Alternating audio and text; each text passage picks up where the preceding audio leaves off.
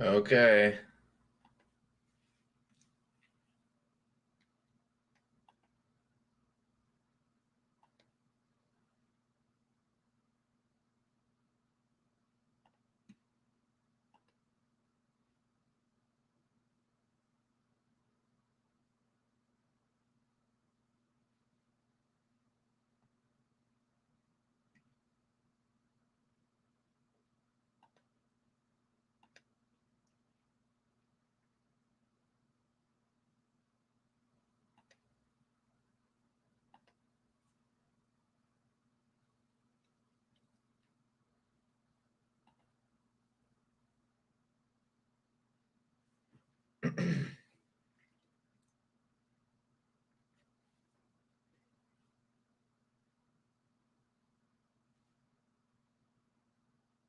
Baby, can you turn it on down there and watch it through me?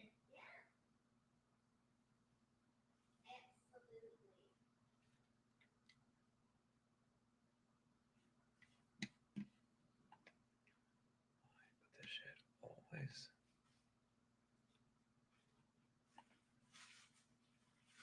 is muted now. I don't understand that.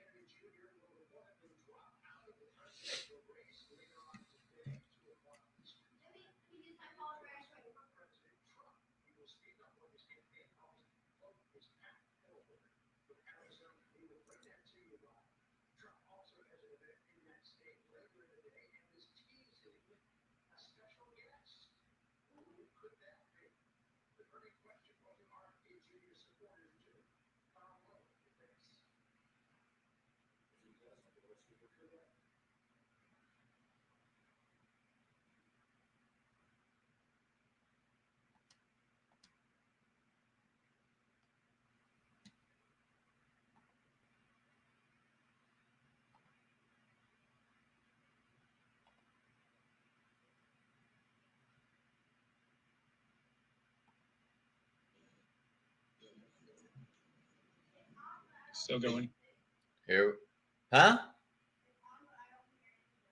It's because it's not on yet.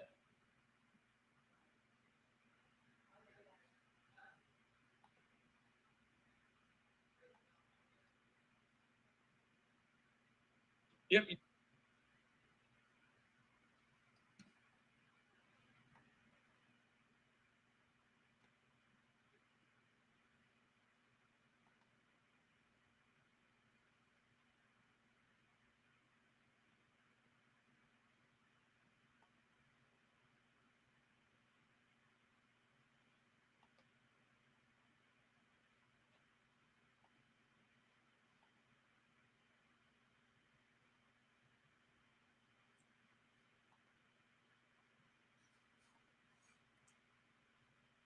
Here we go. RFK Jr.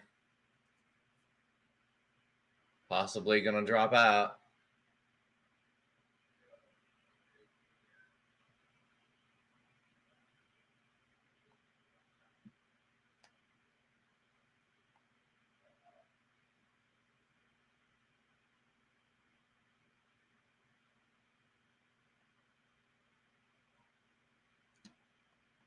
They're having some problems. I've been waiting for this since actually I kind of forgot about it. And then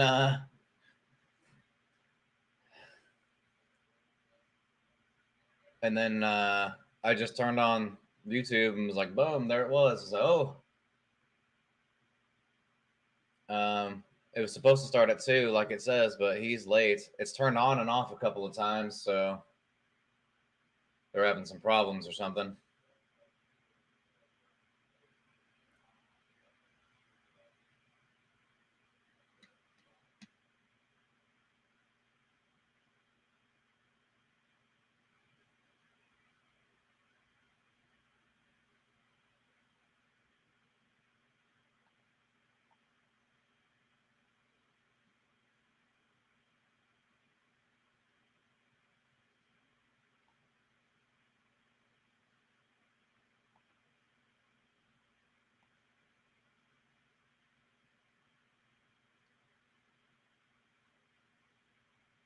Still getting a little shadow banned.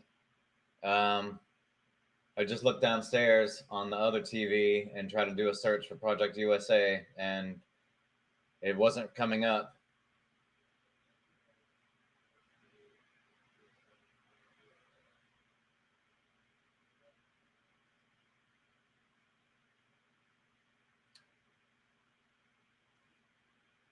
I mean, YouTube keeps doing this.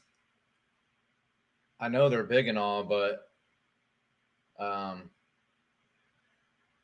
they keep doing this. X is going to get more popular and more popular and more popular. And don't think Elon will create a YouTube version of X and just meld those things together.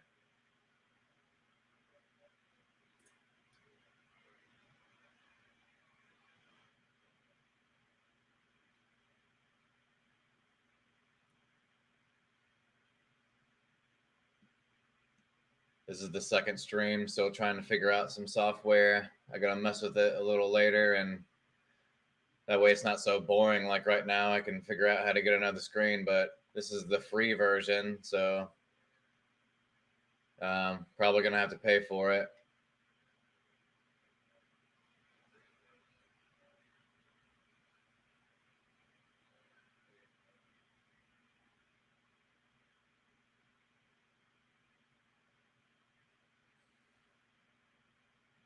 You know what's funny is I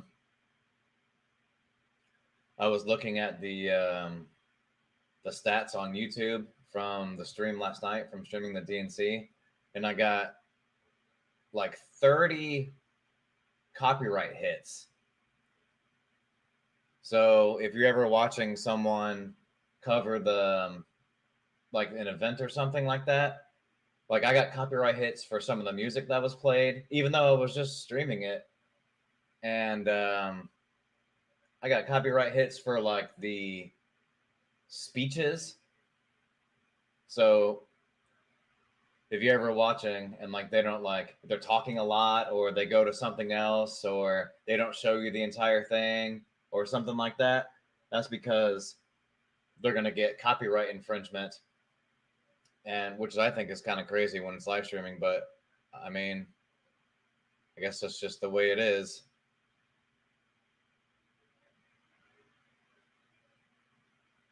But yeah, I got like 30 hits of copyright infringement and got banned from like, it said 2 countries or territories, but it didn't tell me what. But there was like 30 hits on there, and it was all like music that was being played at the convention, and then multiple speeches that were given was copyright content.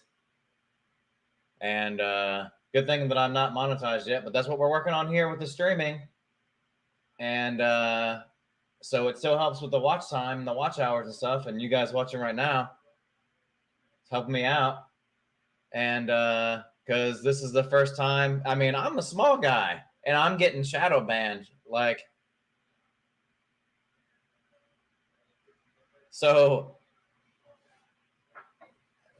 that's kind of insane. I did a short the other day about being shadow banned, and someone on there saying that even liberal creators or left wing creators were getting shadow banned too. So it's a blanket shadow ban if you put certain words in your video or in your title or your thumbnail or something. The algorithm is just detecting that and then making you less more hard to find, essentially.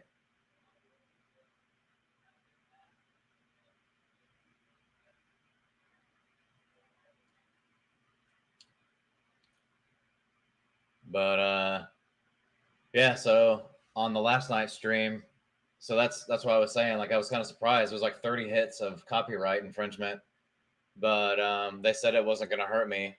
Well, the video is not monetized anyway, but yeah, so you got to be more careful. So if we do these things in the future, obviously it's going to happen. It's actually pretty fun, especially once people start commenting. But we're just going to have to, edit it a little bit or hold off on a little bit, or whenever they go and they're not speaking or something like that, and their music is just playing, just can turn it off and go back to normal screen so we don't get all those copyright hits.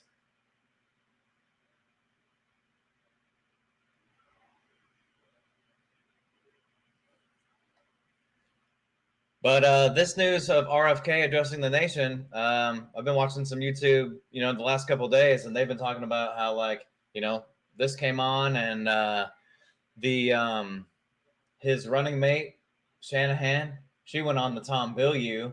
I'm sure you guys have seen it, and she's sitting there talking about, they can stay in the race and create a third party if they got so many votes, and or they could drop out and endorse Trump and explain to the base why, and because they take votes from him apparently more than anyone else. I know there's a lot of people trying to figure that out. But sorry, I'm going back and forth to see, keep monitoring what's going on here. But she wouldn't have gone on to Tom Bilyeu Impact Theory and started saying all that stuff if it wasn't already. She was allowed to, is what I'm trying to say. She wouldn't do that if they didn't already we're like 90% of the way there, because that's something that you want to keep under wraps.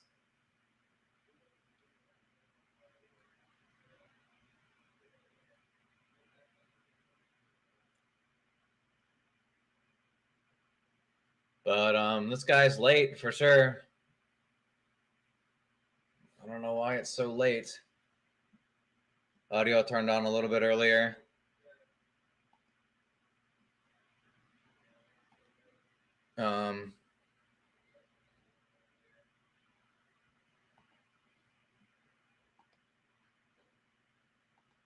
You guys that are watching, can you hear my audio okay? Is it like too loud or anything? Just let me know.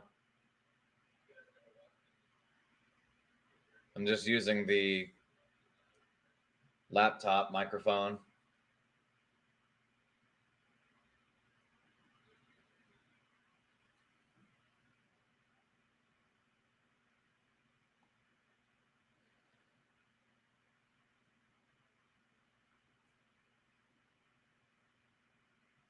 See how the stream health is here.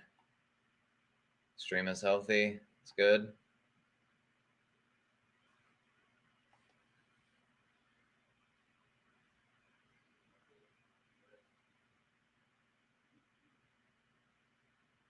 All right.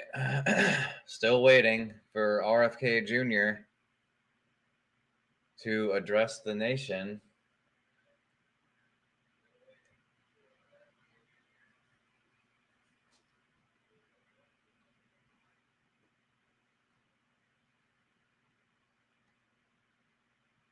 This whole political timeline this time is pretty crazy. We thought it was crazy in 2016 and 2020. This is the craziest.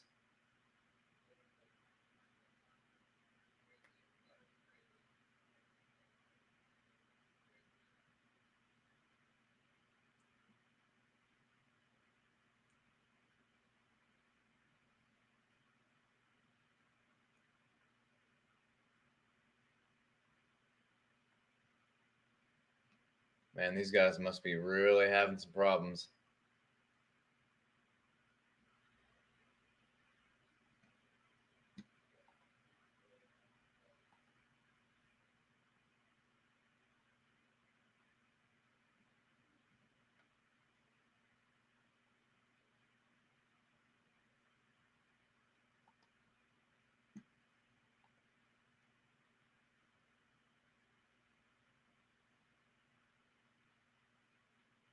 I don't know if you guys saw the jobs data that came out the other day. 818,000 jobs revised down from March 2023 to March 2024.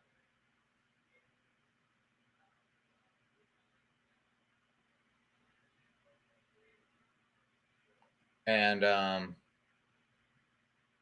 every month, pretty much this whole year, they've been coming out with a headline, "Oh, jobs beat." Um, Last year they did it too a little bit, but every month, and then afterwards, the next month they would go revise them down thousands, if not hundreds of thousands. So um, it's all a lie.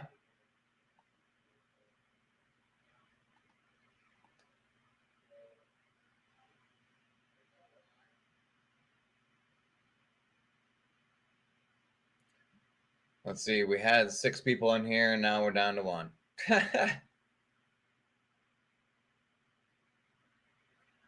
That's what's going to happen, though.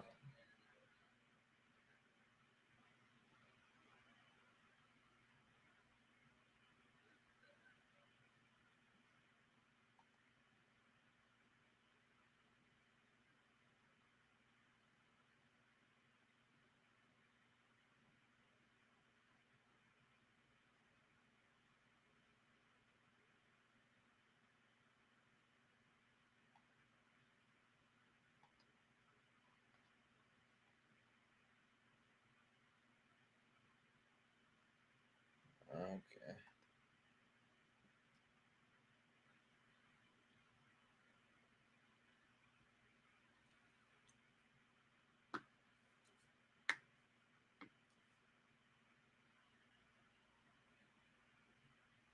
Man, I stopped my lunch to do this, and I've already been up here for almost 20 minutes.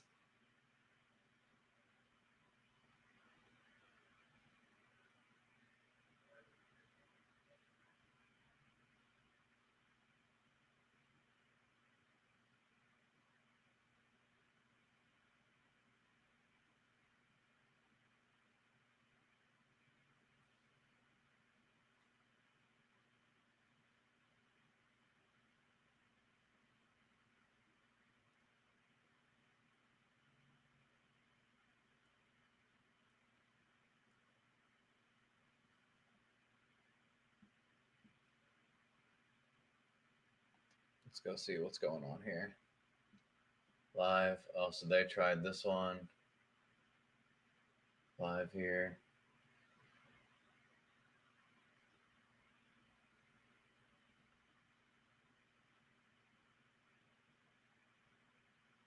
$6,000 watching, 7,000. They're trying to figure it out. Currently delayed to 2:30, but now it's 2:40.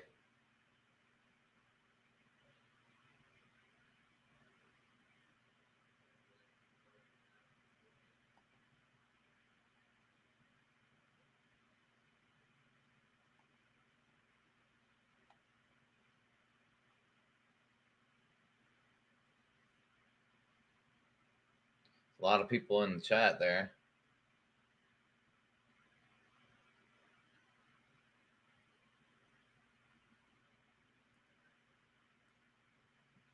Change the title.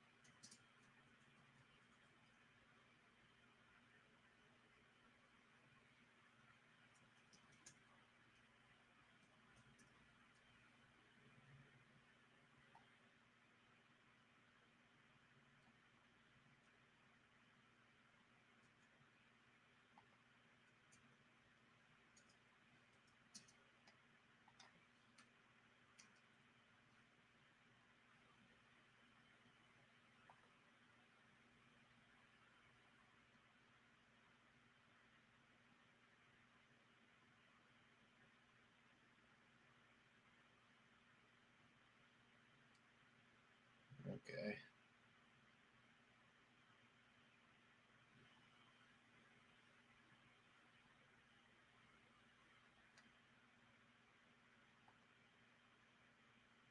Will RFK Jr.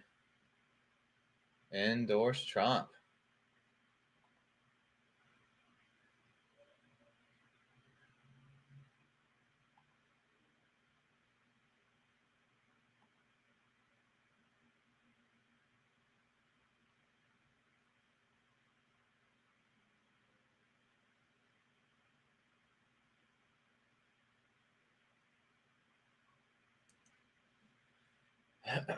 Been waiting for a while now.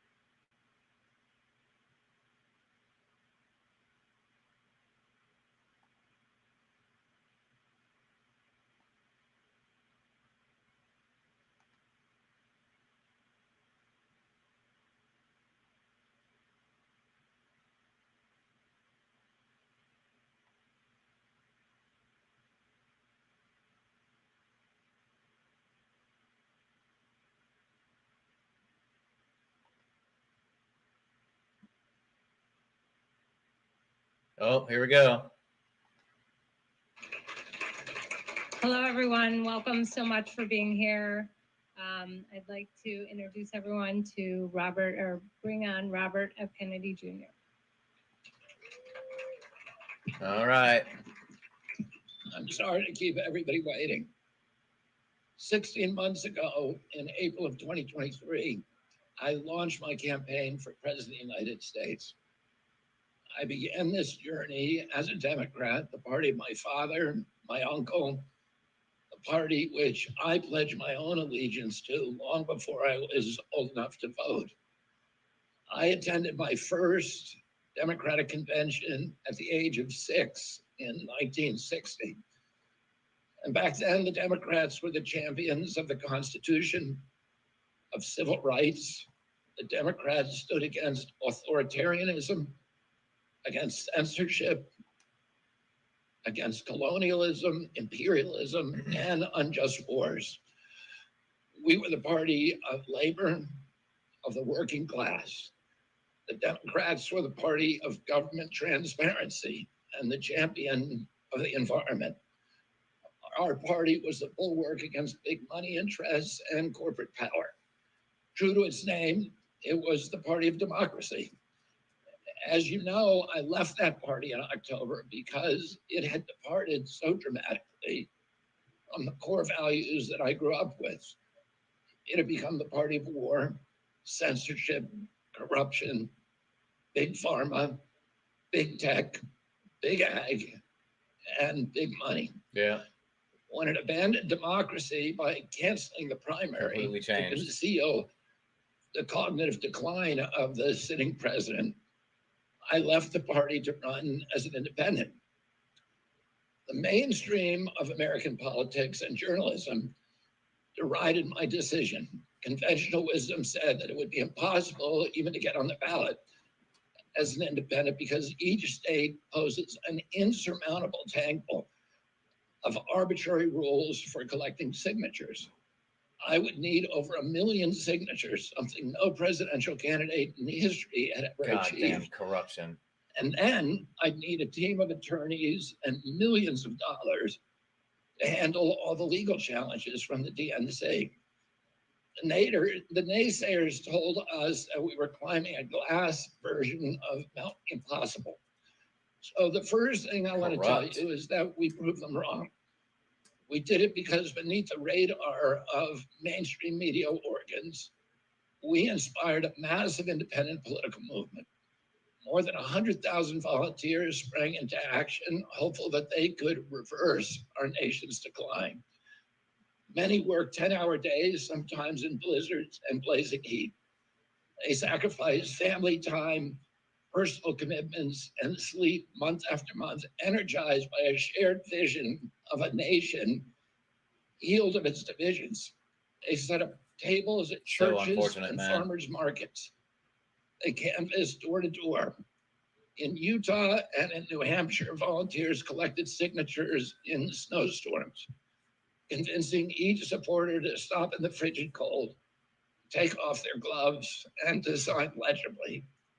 During a heat wave in Nevada, I met a tall, athletic volunteer who cheerfully told me that he had lost 25 pounds collecting signatures in 117-degree heat. To finance this effort, young Americans donated their lunch money, and senior citizens gave up part of their Social Security checks. Our 50-state organization collected those millions of signatures and more. No presidential campaign in American political history has ever done that. And so I want to thank all of those dedicated volunteers and congratulate so corrupt. the campaign staff. So much election who interference. coordinated this enormous logistical feat. Your accomplishments were regarded as impossible. You carried me up that glass mountain. You pulled off a miracle. You achieved what all the pundits said could never be done. You have my deepest gratitude, and I'm never going to forget that, not just for what you did for my campaign, but for the sacrifices you made because you love our country. You showed everyone that democracy is still possible here. It continues to survive in the press and in the idealistic human energies that still thrive beneath a canvas of neglect and of official and institutional corruption. Today, I'm here to tell you that I will not allow your efforts to go to waste. I'm here to tell you that I will leverage your tremendous accomplishments to serve the ideals that we share, the ideals of peace, of prosperity, of freedom, of health, all the ideals that motivated my campaign. I'm here today to describe the path forward that you have opened with your commitment and with your hard labors. Now, in an honest system, I believe that I would have won the election. In a system that my father and my uncles thrived in, a system with open debates, with fair primaries, with regularly scheduled debates, with fair primaries, and with a truly independent media untainted by government propaganda and censorship. In a system of nonpartisan courts and election boards, everything would be different. After all, the polls consistently showed me beating each of the other candidates, both in favorability and also in head-to-head matchups. And I'm sorry to say that while democracy may still be alive RFK at the is favorable for grassroots, sure. it has become little more than a slogan for our political institutions, for our media, He's right about and for that. our government, and most sadly at all for me, the Democratic Party. In the name of saving democracy, the Democratic Party set itself to dismantling it, lacking confidence in its candidate, that its candidate could win in a fair election at the voting booth. The DNC waged continual legal warfare against both President Trump and myself.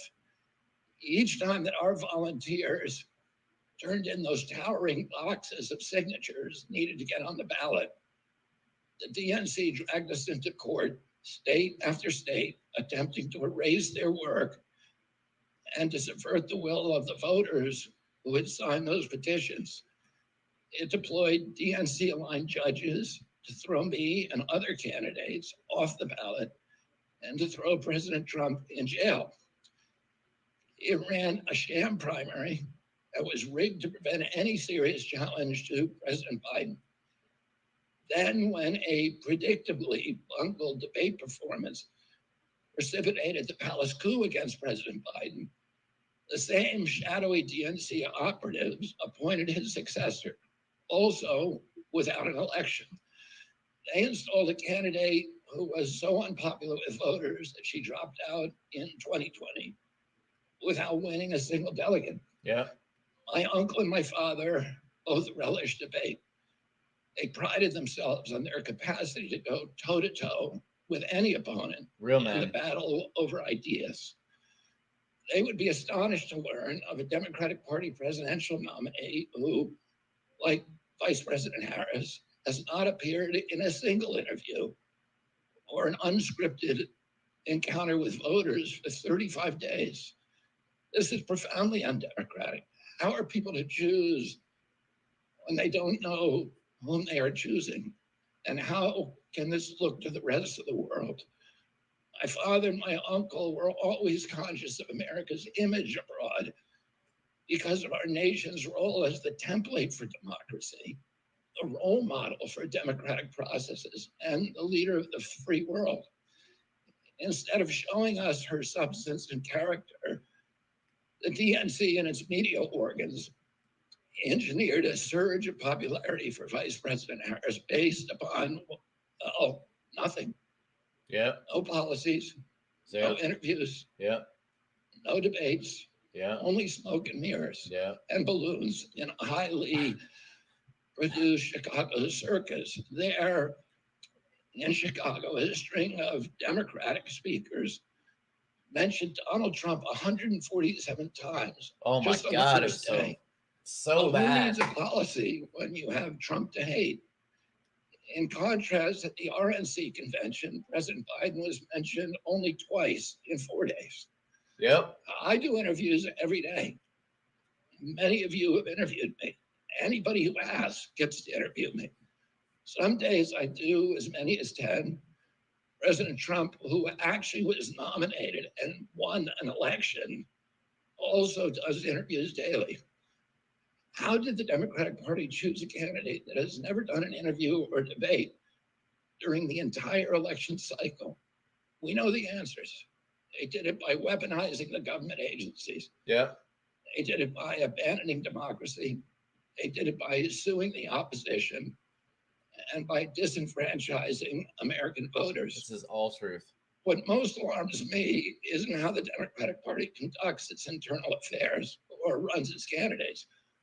What alarms me is the resort to censorship and media control and the weaponization of the federal agencies. When a US president colludes with or outright coerces media companies to censor political speech, it's an attack on our most sacred right Yeah. of free expression. God, And so that's the terrible. very right upon which all of our other constitutional rights rest.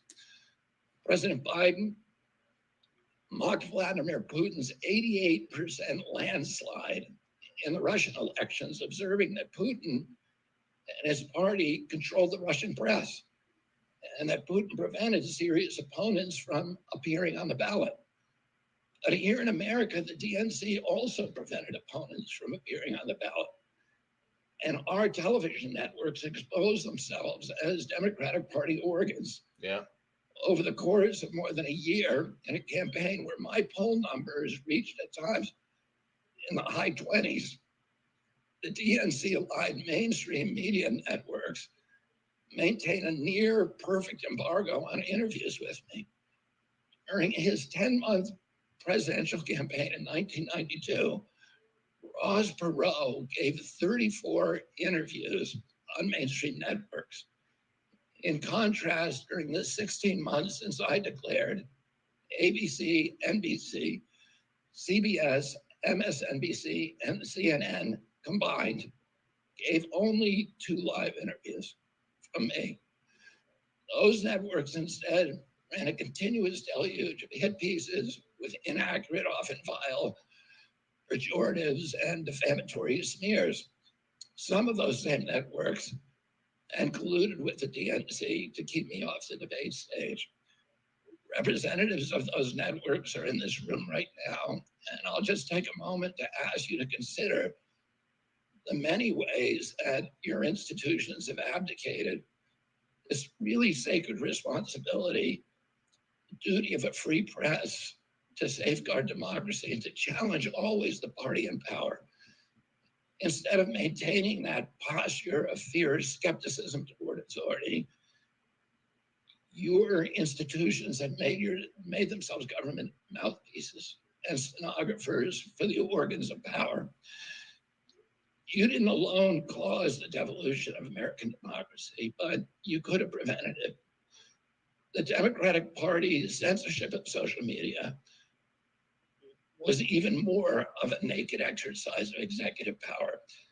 This week, a federal judge, Terry Doty, upheld my injunction against President Biden, calling the White House's censorship project, quote, the most egregious violation of the First Amendment in the history of the United States of America. Doty's previous 155-page decision details how just 37 hours after he took the oath of office, swearing to uphold the Constitution, President Biden and his White House opened up a portal and then invited the CIA, the FBI, CISA, which is a censorship agency, it's the center of the censorship industrial complex, DHS, the IRS, and other agencies to censor me and other political dissidents on social media. Even today, users who try to post my campaign videos to Facebook or YouTube get messages that this content violates community standards.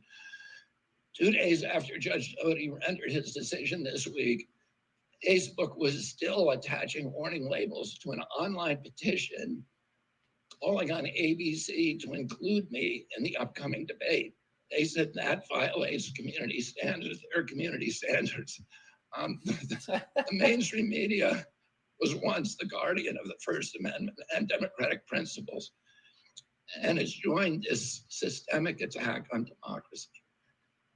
It also, the media justifies their censorship on the grounds of combating misinformation, but governments and oppressors don't censor lies. They don't fear lies.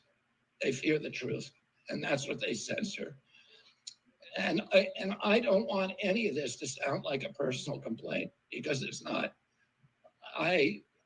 For me, it's all part of a journey, and it's a journey that I signed up with.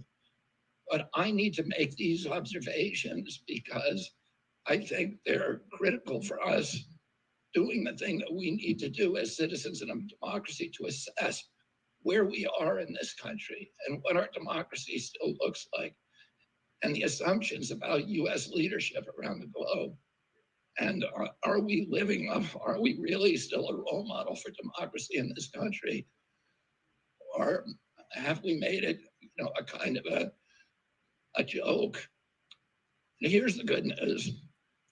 While mainstream outlets denied me a critical platform, they didn't shut down my ideas, which have especially flourished among young voters and independent voters, thanks to the alternative media.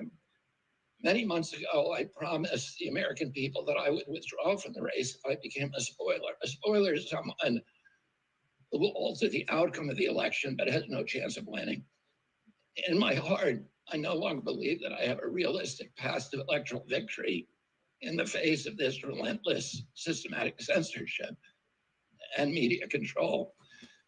So I cannot in good conscience ask my staff and volunteers to keep working their long hours or ask my donors to keep giving when I cannot honestly tell them that I have a real path to the White House.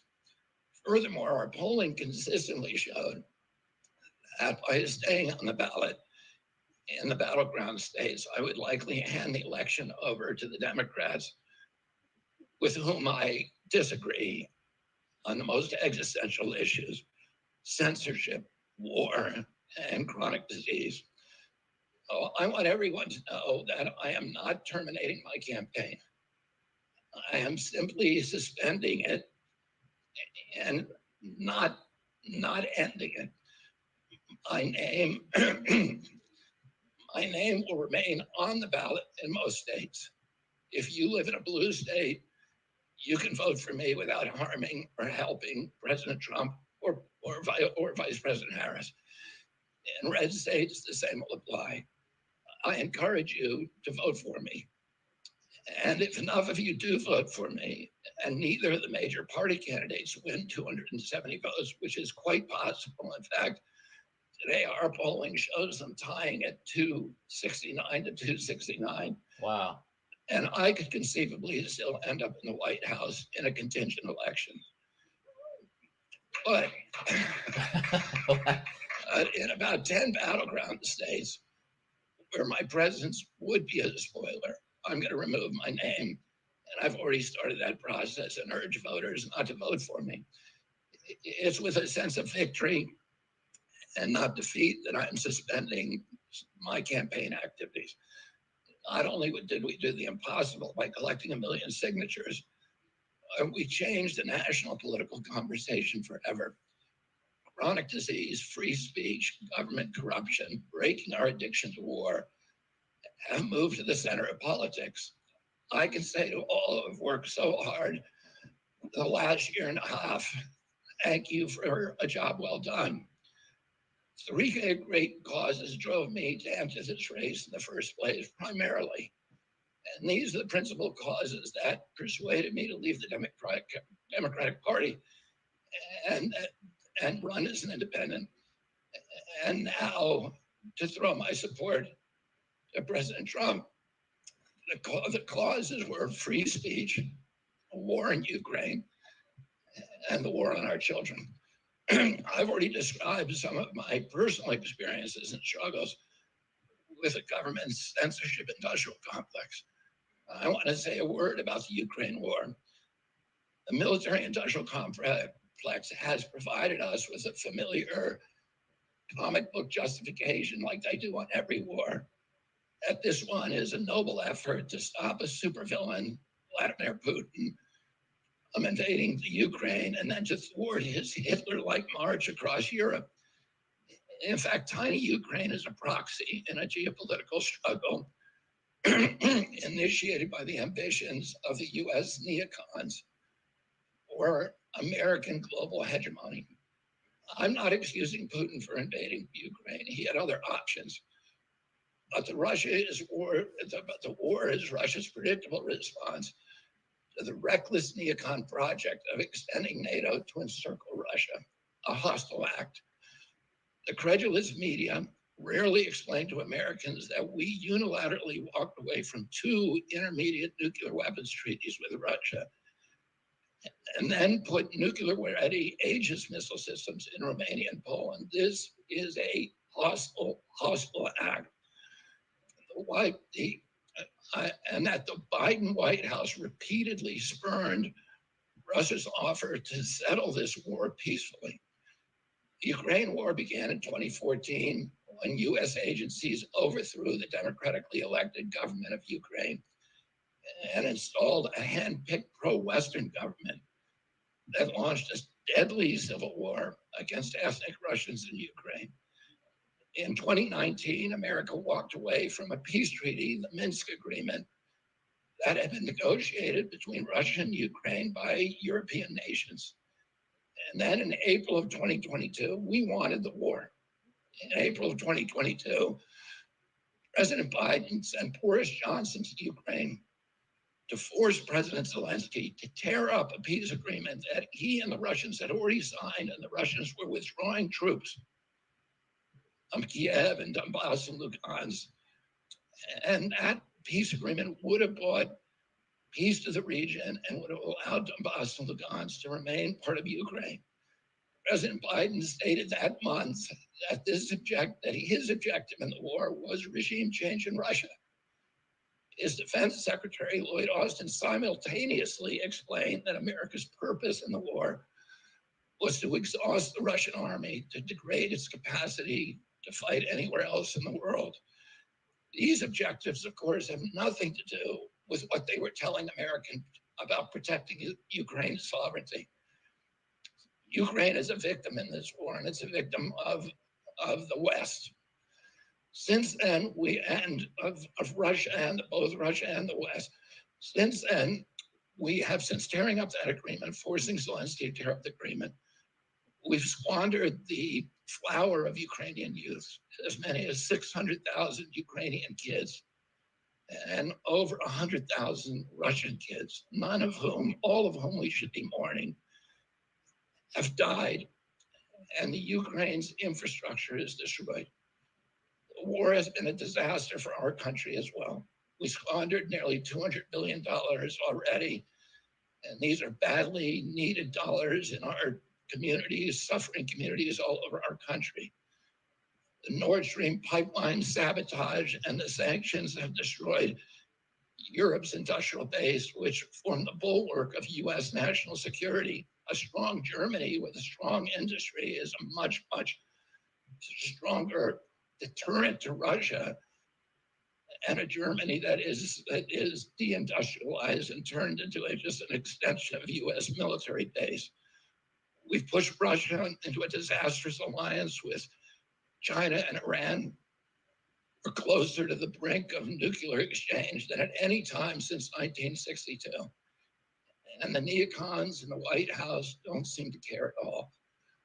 Our moral authority and our economy are in shambles, and the war gave rise to the emergence of BRICS, which now threatens to replace the dollar as the global reserve currency. This is a first-class calamity for our country.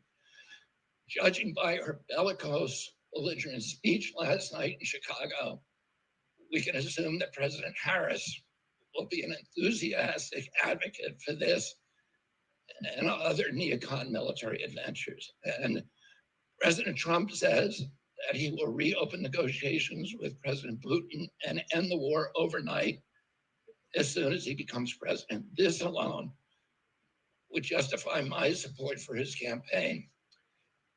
Last summer, it looked like no candidate was willing to negotiate a quick end to the Ukraine war, to tackle chronic disease epidemic, to protect free speech, our constitutional freedoms, to clean corporate influence out of our government, or to defy the neocons and their agenda of endless military adventurism. But now one of the two candidates has adopted these issues as his own, to the point where he has asked to enlist me in his administration. I'm speaking, of course, of Donald Trump. Less than 2 hours after President Trump narrowly escaped assassination, Callie Means called me on my cell phone. I was then in Las Vegas. Callie is arguably the leading advocate for food safety, for soil regeneration, and for ending the chronic disease epidemic that is destroying America's health and ruining our economy.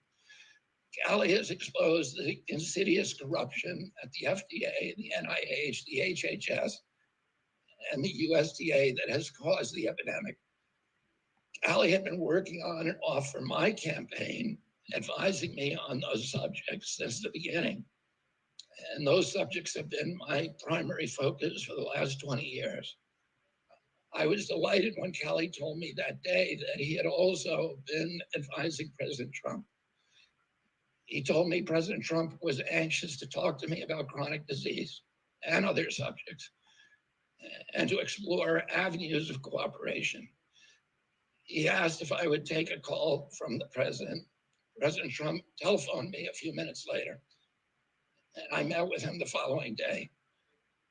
A few weeks later, I met again with President Trump and his family members and closest advisors in Florida. In a series of long, intense discussions, I was surprised to discover that we are aligned on many key issues.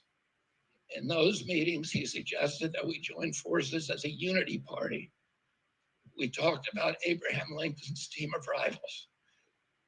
That arrangement would allow us to disagree publicly and privately and fiercely, if need be, on issues over which we differ, while working together on the existential issues upon which we are in concordance.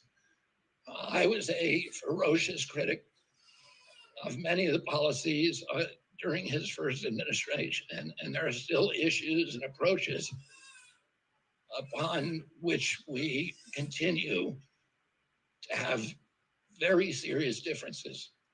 We are aligned with each other on other key issues like ending the forever wars, ending the childhood disease epidemics, securing the border, protecting freedom of speech, unraveling the corporate capture of our regulatory agencies, getting the US intelligence agencies out of the business of propagandizing and censoring and surveilling Americans and interfering with our elections. Following my first discussion with President Trump, I tried unsuccessfully to open similar discussions with Vice President Harris. Vice President Harris declined to meet or even to speak with me. Suspending my candidacy is a heart-rending decision for me, but I'm convinced that it's the best hope for ending the Ukraine war and ending the chronic disease epidemic that is eroding our nation's vitality from the inside, and for finally protecting free speech.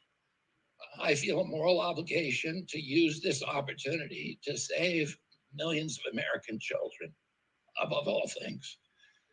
In case some of you don't realize how dire the condition is of our children's health and chronic disease in general, I would urge you to view Dr. Carlson's recent interview with Callie Means and his sister, Dr. Casey Means, who is the top graduate of her class at Stanford Medical School.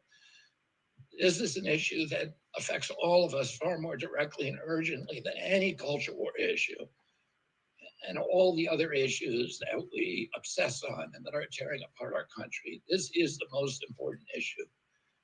Therefore, it has the potential to bring us together. So let me share a little bit about why I believe it's so urgent. Today, 2/3, we spend more on healthcare than any country on earth, twice what they pay in Europe. And yet we have the worst health outcomes of any nation in the world. All We're about 79th in health outcomes behind Costa Rica and Nicaragua and Mongolia and other countries. Nobody has a chronic disease burden like we have. And during the COVID epidemic, we had the highest body count of any country in the world. We had 16% of the COVID deaths, and we only have 4.2% of the world's population. And CDC says that's because we are the sickest people on earth. We have the highest chronic disease rate on earth. And the average American who died from COVID had 3.8 chronic diseases. So these were people who had immune system collapse, who had mitochondrial dysfunction. And no other country has anything like this. 2/3 of American adults and children suffer from chronic health issues. 50 years ago, that number was less than 1%. So we've gone from 1% to 66%. In America, 74% of Americans are now overweight or obese, and 50% of our children. 120 years ago, when somebody was obese, they were sent to the circus. There were case reports done about them. Obesity was almost unknown.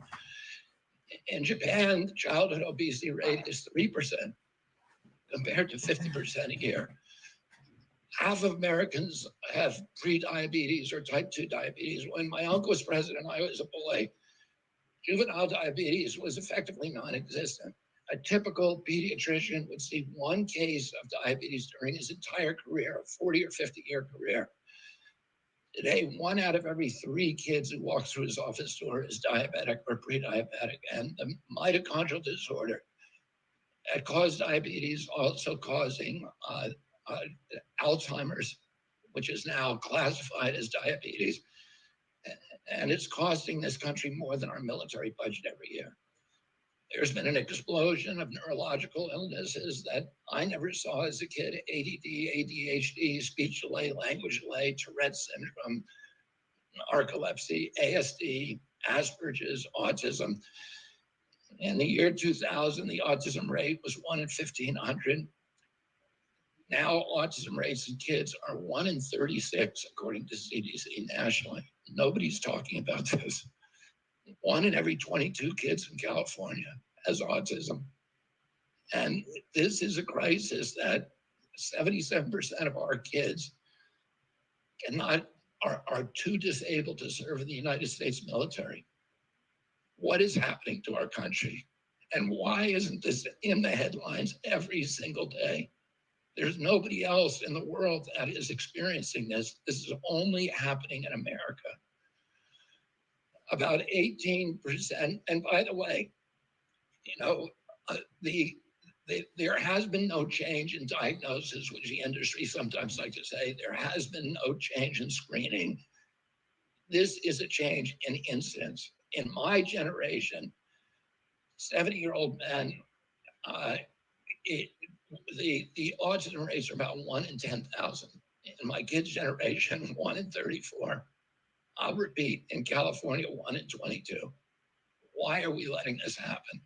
Why are we allowing this to happen to our children? These are the most precious assets that we have in this country. How can we let this happen to them? About 18% of American teens now have fatty liver disease. That's like 1 out of every 5. That disease, when I was a kid, only affected late-stage alcoholics who were elderly. Cancer rates are skyrocketing in the young and the old. Young adult cancers are up 79%. 1 in 4 American women is on antidepressant medication. 40% of teens have a mental health diagnosis. And 15% of high schoolers are on Adderall, and 500,000 children on SSRIs. So what's causing this suffering? I'll name 2 culprits. The first and the worst is ultra-processed food. About 70% of American children's diet is ultra-processed. That means industrial manufactured in a factory. These foods consist primarily of processed sugar, ultra-processed grains, and seed oils. Laboratory scientists who many of them formerly worked for the cigarette industry, which purchased all the big food companies in the 1970s and 80s, deployed thousands of scientists to figure out new chemicals to make the food more addictive. And these ingredients didn't exist 100 years ago. Humans aren't biologically adapted to eat them. Hundreds of these chemicals are now banned in Europe, but ubiquitous in American processed foods. Jesus Christ. The second culprit is toxic chemicals in our food, our medicine, in our environment.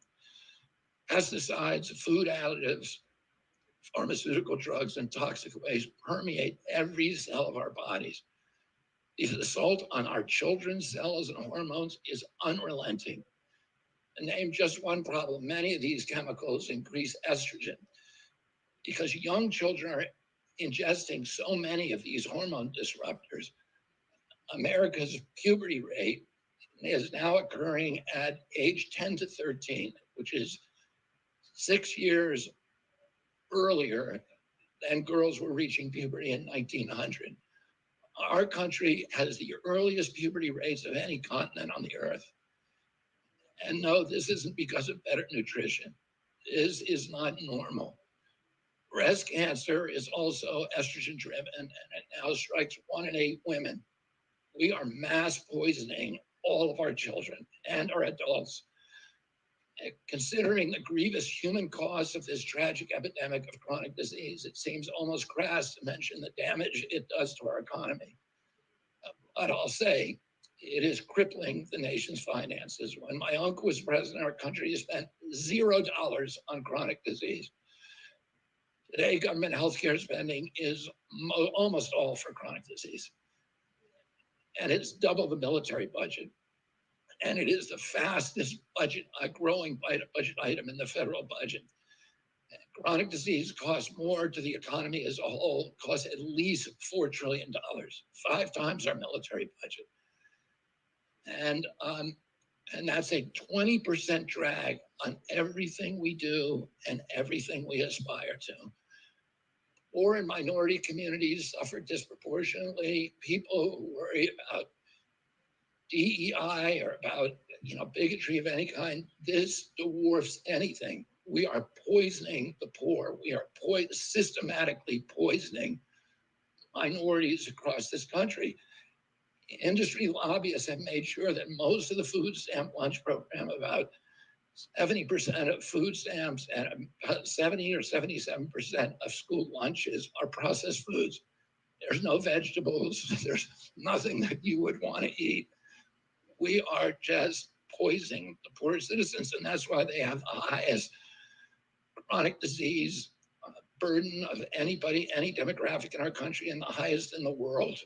The same food industry lobbied to make sure that nearly all agricultural subsidies go to commodity crops that are the feedstock of processed food industry. These policies are destroying small farms and they're destroying our soils. We give about, I think, 8 times as much in subsidies to tobacco than we do to fruits and vegetables. It makes no sense. If we want a healthy country, the good news is that we can change all this. We can change it very, very quickly. America can get healthy again. To do that, we need to do 3 things. First, we need to root out the corruption in our health agencies. Second, we need to change incentives in our healthcare system. And third, we need to inspire Americans to get healthy again.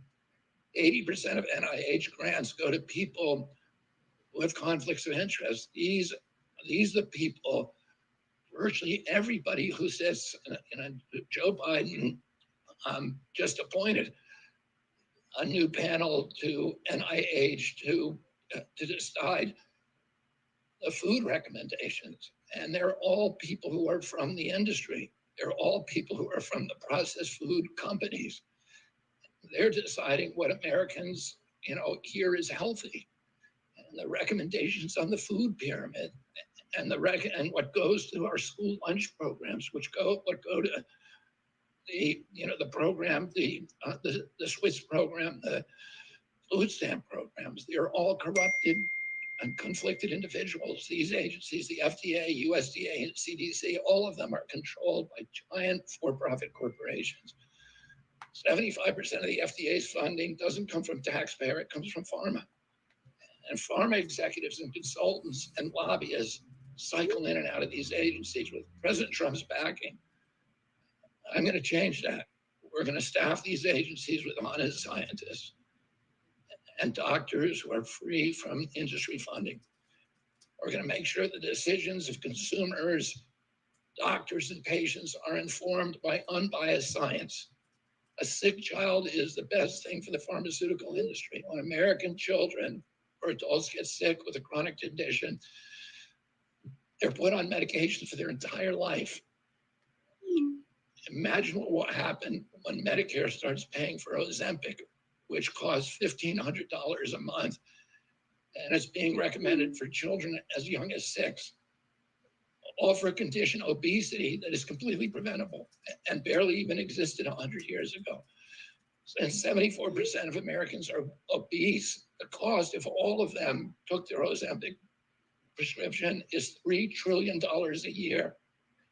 This is a drug that is made by Novo Nordisk, the biggest company in Europe. It's a Danish company, and the Danish government does not recommend it.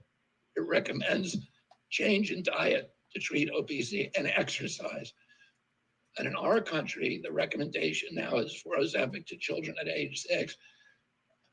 Novo Nordisk is the biggest company in Europe, and virtually its entire value is based upon its projections of what it's going to sell, the Ozempic it's going to sell to America. And we have the food lobbyists have a bill in front of Congress today that is backed by the White House, backed by Vice President Harris and President Biden to allow this to happen. This $3 trillion cost that is going to bankrupt our country. For a fraction of that amount, we could buy organic food for every American family, 3 meals a day, and eliminate diabetes altogether. We're going to bring healthy food back to school lunches. We're going to stop subsidizing the worst foods with our agricultural subsidies. We're going to get toxic chemicals out of our food. We're going to reform the entire food system. And for that, we need new leadership in Washington. Because unfortunately, both the Democrats and the Republican parties are in cahoots with the big food producers, big pharma and big ag, which are among the DNC's major donors. Vice President Harris has expressed no interest in addressing this issue. 4 more years of Democratic rule will complete the consolidation of corporate and neocon power, and our children will be the ones who suffer most. I got involved with chronic disease 20 years ago, not because I chose to or wanted to. It was essentially thrust upon me. It was an issue that should have been central to the environmental movement. I was a central leader at that time, but it was widely ignored by all the institutions, including the NGOs, who should have been protecting our kids against toxins. It was an orphaned issue, and I had a weakness for orphans. I watched generations of children get sicker and sicker. I had 11 siblings, and I had 7 kids myself. I was conscious of what was happening in their classrooms and to their friends, and I watched these sick kids, these damaged kids. In that generation, almost all of them are damaged.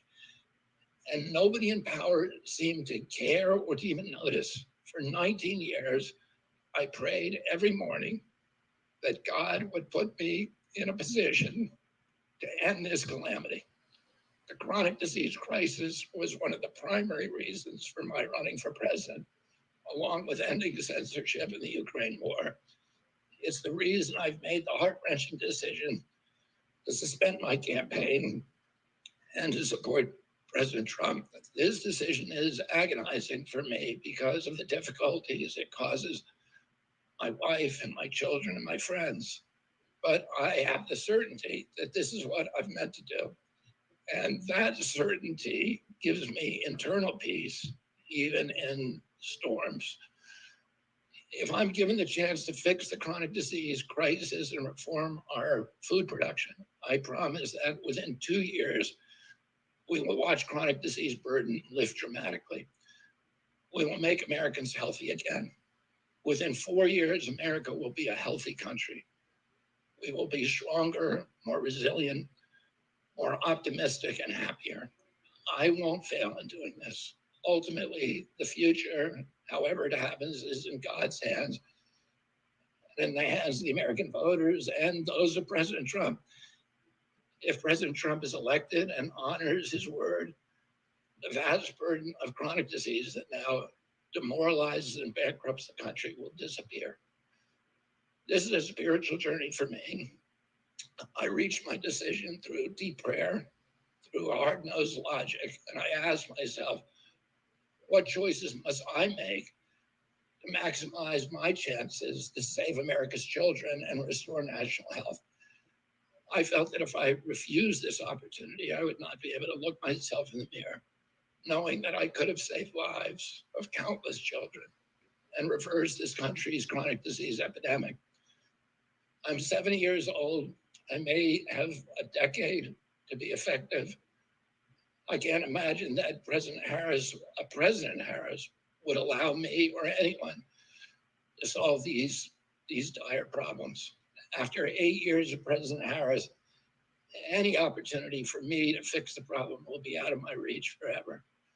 President Trump has told me that he wants this to be his legacy. I'm choosing to believe that this time he will follow through. His son, his biggest donors, his closest friends, and all support this objective. My joining the Trump campaign will be a difficult sacrifice for my wife and children, but worthwhile if there's even a small chance of saving these kids. Ultimately, the only thing that will save our country and our children is if we choose to love our kids more than we hate each other. That's why I launched my campaign to unify America. My dad and uncle made such an enduring mark on the character of our nation, not so much because of any particular policies that they promoted, but because they were able to inspire profound love for our country and to fortify our sense of ourselves as a national community. held together by ideals. They were able to put their love into the intentions and hearts of ordinary Americans and to unify a national populist movement of Americans, Blacks and whites, Hispanics, urban and rural Americans. They inspired affection and love and high hopes and a culture of kindness that continue to radiate among Americans from their memory. That's the spirit on which I ran my campaign and that I intend to bring into the campaign of President Trump. Instead of vitriol and polarization, I will appeal to the values that unite us, the goals that we could achieve if only we weren't at each other's throats. The most unifying theme for all Americans is that we all love our children. If we all unite around that issue now, we can finally give them the protection, the health, and the future that they deserve. Thank you all very much.